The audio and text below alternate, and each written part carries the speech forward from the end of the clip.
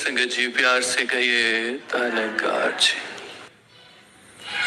संपूर्ण अवतार वाणी में एक शब्द आता है जहां सत्संगत जिक्र हुआ कि प्रार्थना अरदास की कैसे जाती है, क्या है अरदास। और उसकी शुरुआत यहां से होती है कि तू मालिक तू खालिक मेरा तुद अगे अरदास करा। यहां से शुरुआत हो रही है अरदास की। कनेक्शन है वो मेरे सामने है तो मैं उसको तू करके संबोधित कर रहा हूं, जानता हूं मेरे साथ है।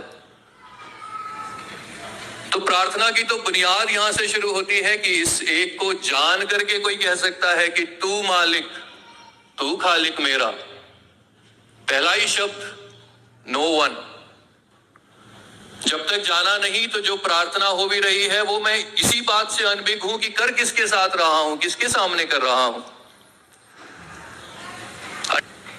और शुरुआत यहां से हुई कि तू मालिक तू खालिक मेरा तुद अगे अरदास करा। देखिए अगली पंक्ति में क्या कह रहे हैं। और दास चाहेगा कि मेरे साथ विजुअलाइज करे, जैसे मैं यहां से कहूं, जैसे कि एक बास्केट है, एक कोई कपड़े की गठरी मान लीजिए विजुअलाइज करने के लिए। और अरदास करते हुए गुरसिक कह रहा है जैसे उस बास्केट में रख रहा हो तन मन धन सब तेरी माया पेश मैं सारी रास करा। यहां से प्रार्थना की शुरुआत हो रही है। तू मालिक तू खालिक मेरा तुद अगे अरदास करा तन मन धन सब तेरी माया। गुरु को निरंकार को सौंप दिया। यहां ये बेसिक एक रिक्वायरमेंट, पेश मैं सारी रास करा।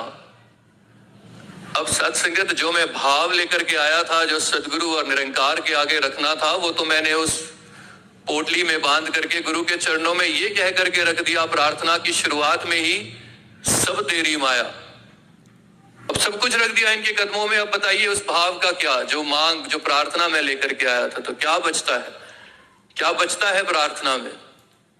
तन मन धन सब तेरी माया पेश में सारी रास करा। तुइयो मात पिता है सबदा बच्चे बाले तेरे ने।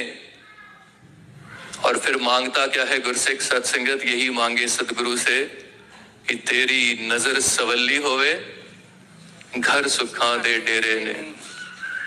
अजल करे ता थर थर कंबन ऊंचियां शाना वाले। अगर गुरु हिसाब करने पे आ जाए कि मेरे कर्म के हिसाब से मुझे मिले, अजल करे ता थर थर कंबन ऊंचियां शाना वाले।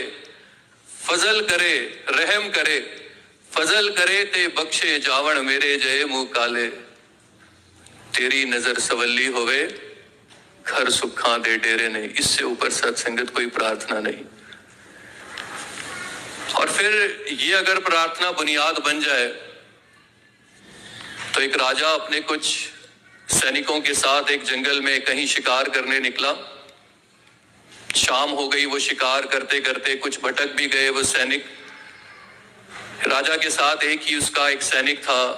कहीं पहुंचे तो राजा ने कहा कि बहुत भूख लगी है, देखो अगर खाने के लिए यहाँ कुछ मिल जाए। सैनिक ने देखा तो पास में एक पेड़ था, वहां कुछ फल थे, वो फल तोड़ करके ले आया। कहता कि राजन और कुछ तो मिला नहीं, ये फल मैं लेकर के आया हूं। राजा ने कहा ये जंगल में लगा हुआ पेड़ है, पता नहीं कैसे फल होंगे, तुम एक काम करो इसमें से एक फल खा करके बताओ कि कैसा है। और राजा ने अपने हाथ से वो एक फल उठाया और उस सैनिक के आगे कर दिया। उस सैनिक ने भी दोनों हाथ फैला करके, क्योंकि राजा से कुछ ले रहा था, तेरी नजर सवल्ली होवे उस भाव से ले रहा था, उसने प्रवान किया उस फल को। उसने खाया, बोला कि राजन फल बहुत मीठा है। राजा के चेहरे पे भी मुस्कुराहट आ गई कि चलो खाने के लिए कुछ मिल गया। अगला फल राजा उठाने लगा खाने के लिए। फिर ध्यान आया कहीं ऐसा तो नहीं कि कोई एक मीठा रहा हो।